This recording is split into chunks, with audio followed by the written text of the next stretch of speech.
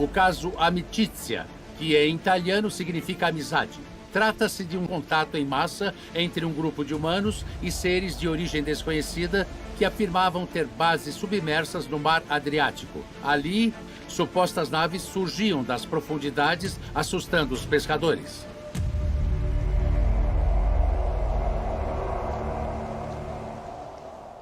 As implicações do projeto Amicizia são impressionantes, porque os relatos não são apenas de avistamento e de contato, e sim de uma verdadeira interação com supostos seres vindos de outros mundos, e que, antes de partir, afirmaram que regressariam.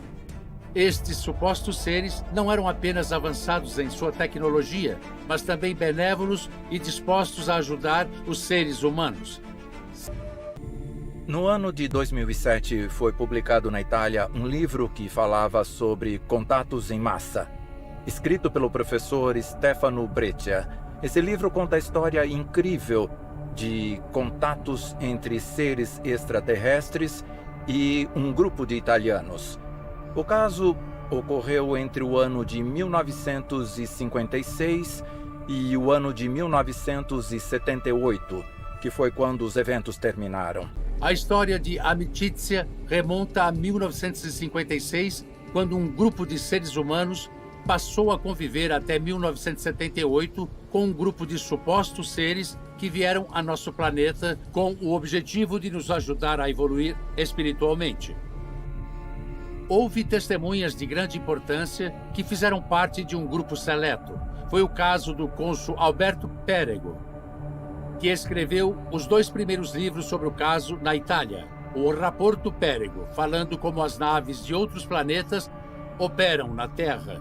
Nesse livro, o cônsul Perego explica também que eles interviram várias vezes em situações de crises mundiais para impedir que as nações detentoras de armas pudessem entrar numa guerra maciça que poderia acabar com a humanidade do nosso planeta. A história apresentada no livro pelo professor Breccia eram as memórias do Sr. Bruno Samatitia, que naquela época era o chefe do grupo de contato.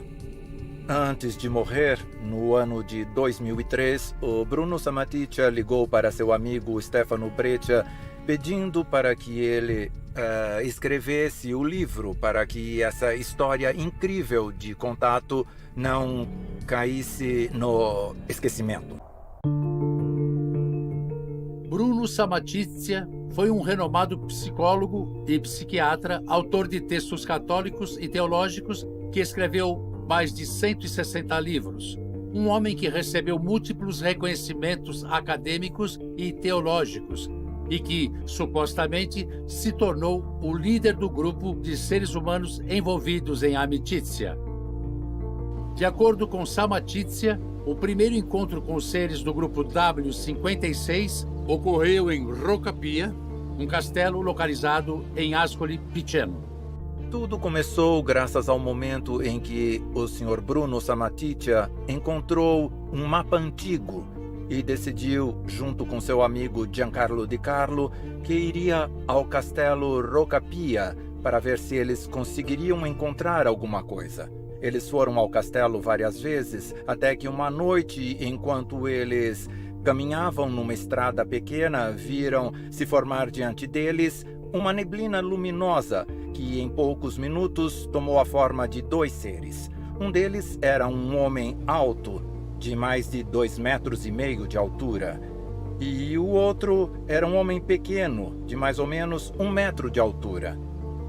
O mais alto se chamava Sinas e o mais baixo Saiju.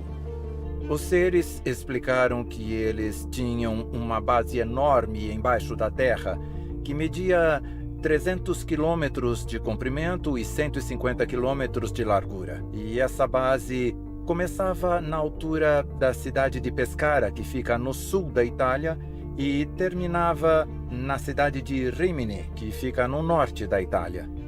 Segundo o relato de Stefano Breccia e de acordo com as demais testemunhas entrevistadas, todos os humanos que participaram do contato se sentiram comovidos com a moralidade profunda desses seres que, aparentemente, eram incapazes de pensar em prejudicar qualquer outro ser vivo. Segundo Breccia, eles decidiram manter a história em segredo. O grupo chegou a ter 200 integrantes e foi chamado de W56. A letra W significava viva, e 56 foi o ano em que se deu o contato. Gaspar de Lama participou de Amicizia entre 1960 e 1965. Por exemplo, nós estávamos numa sala e, de repente, do nada, sem mais nem menos, o rádio ligava sozinho. Era um rádio comum, mas preparado por eles. Nós nos sentávamos em volta da sala, uns 7 ou 8, e eles começavam a nos cumprimentar na ordem em que estávamos sentados. Eu acho que eles conseguiam nos ver. Não era imaginação nem nada paranormal. Era tudo através da tecnologia.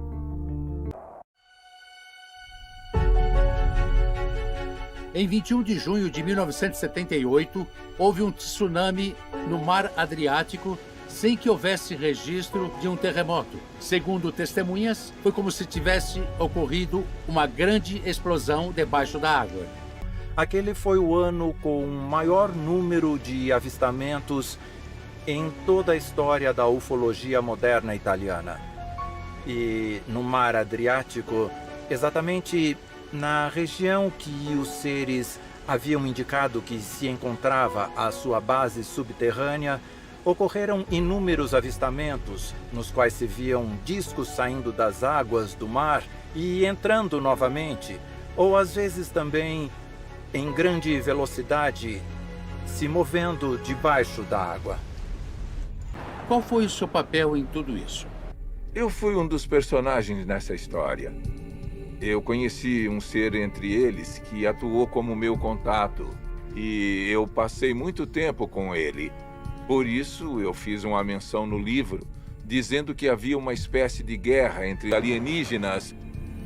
A única diferença é que o grupo W56 era de seres cuja altura era superior à dos humanos, que variava entre 2 metros e 3 metros e meio.